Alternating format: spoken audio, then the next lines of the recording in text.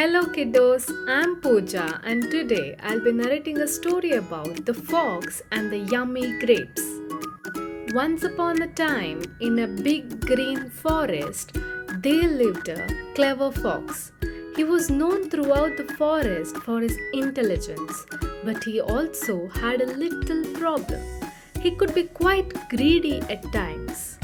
One sunny day, as the fox was walking through the woods, he stumbled upon a marvelous sight. There, hanging from a vine, was the juiciest, plumpest grapes he had ever seen. His mouth watered and his tummy rumbled with desire. He decided he must have those grapes. He stood on his tiptoes, stretched as far as he could, and even jumped. But the grapes remained just out of reach, teasing him.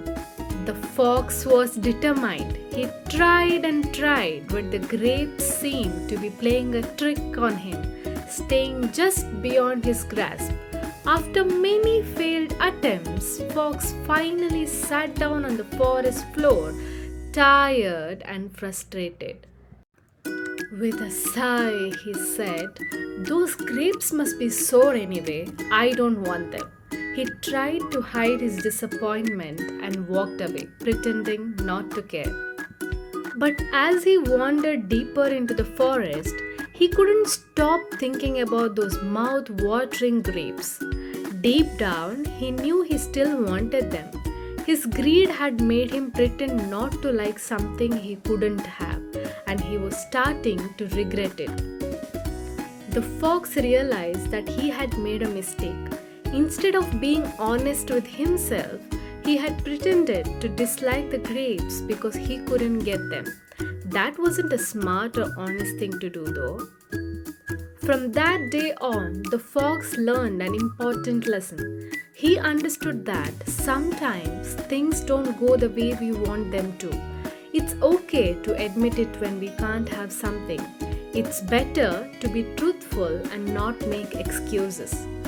So, the fox decided to be less greedy and more honest with himself. He enjoyed the other delicious food the forest had to offer, like berries and nuts. He felt happier because he was being true to himself. The story of the fox teaches us an important lesson too. It reminds us that it's essential to be honest with ourselves and not pretend to dislike something just because we can't have it. Being truthful and happy with what we have is what truly matters. And so, in the big green forest, the fox lived happily ever after, wiser and more content than ever before. Thank you so much for your time and patience.